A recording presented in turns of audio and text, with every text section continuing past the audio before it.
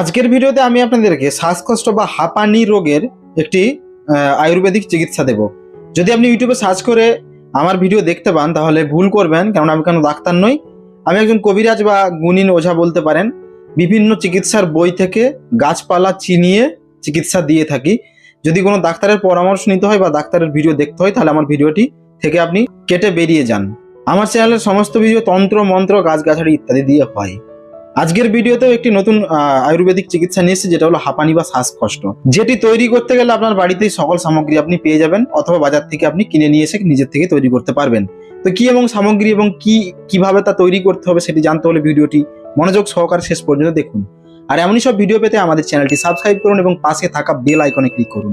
হাঁপানি বা শ্বাস রোগ সায়েন্স মতে এর অনেক কারণ রয়েছে, তো আমার দেখা তাদের মুখ থেকে শোনা কিছু অভিজ্ঞতা আপনাদের শেয়ার করছি। হাঁপানি বা শ্বাস রোগ জন্মগত, মানে বাড়িতে কারোর আছে, মা বাড়িতে কারো আছে, বা নিজের বাবার, ধরুন আপনার শ্বাসরোগ হয়েছে, আপনার ফ্যামিলির কারো শ্বাসরোগ রয়েছে, আপনার মা বাবা অথবা মা বাড়ির কারো, সেক্ষেত্রে জন্মগত ভাবে আসে। আবার কখনো যাদের ডাস্ট অ্যালার্জি থাকে, ধুলো টুলো নাকা লাগলে হাঁচি শুরু হলো তারপর জ্বর উঠে গেল, এই ডাস্ট অ্যালার্জির থেকে আসে। বা ধরুন এমন একজন ব্যক্তি যে বড় হয়েছে, তার জ্ঞান হয়েছে কোনো গ্রামাঞ্চলে যেখানে অক্সিজেনের মাত্রা বেশি, কিন্তু কাজের সূত্রে বা কোনো কারণে তাকে এখন বর্তমানে কোনো শহরে থাকতে হচ্ছে, যেখানে বায়ু দূষণ বেশি, বাতাসের সাথে নোংরা, ধুলো, ধোঁয়া ইত্যাদি থাকে এবং অক্সিজেনের মাত্রা কম হয়।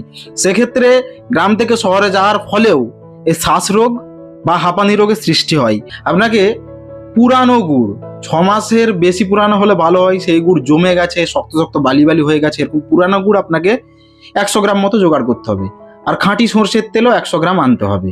এবার কি করতে হবে সেটা আমি ভিডিওতে দেখিয়ে দিচ্ছি। এর জন্য জোগাড় করতে হবে পুরানো গুড়। দেখুন এই গুড়টা দেখতে এরকম, কিন্তু প্রায় 6 মাসের বেশি পুরানো, এর থেকে বেশি পুরানো বালি বালি হয়ে যাবে আখের গুড়, বালি বালি শুকনো হয়ে যাবে, তাহলে ভালো হয়। যদি শুকনো গুড় হয়, একদম শুকনো, তাহলে 100 গ্রাম গুড়ে 100 গ্রামই সরষের তেল লাগবে।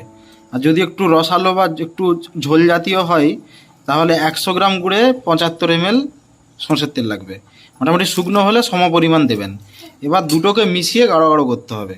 এবার কি করবেন, যদি এমনিতে ভালো হয় গুলে যায় ভালো, নাহলে হালকা গরমে বেশ কিছুক্ষণ নাড়াচাড়া করবেন, যাতে বালি ভাবটা কেটে যায় আর একদম বেসনের মতন চটচটে হয়ে যায়। ঠান্ডা হয়ে যাওয়ার পর না গুড়টা ঠিক এরকম পাটালির মতো ছেড়ে ছেড়ে উঠবে। যেহেতু সরষের তেল দেওয়া আছে খুব সুন্দর ছাড়ানো যাবে। ব্যাপারটা হচ্ছে রুগীকে বলবেন, এটা পুরোপুরি ঠান্ডা এখনো হয়নি, প্রতিদিন সকালে ও বিকালে খালি পেটে, সকালে হলে বাথরুম টাথরুম সেরে 1 চামচ করে, মোটামুটি এই সাইজের চামচ, এটা মানে বুঝতে পারছেন, চা চামচের বড়, এরকম চামচের 1 চামচ করে সকাল ও বিকাল যেন চেটে চেটে খাই। তাড়াতাড়ি নয়, আস্তে আস্তে চেটে চেটে খাই এবং শ্বাস প্রশ্বাস বেশি জোরে নেই। যেভাবে বলে দিলাম সেইভাবেই সকাল এবং বিকালে 1 চামচ করে চেটে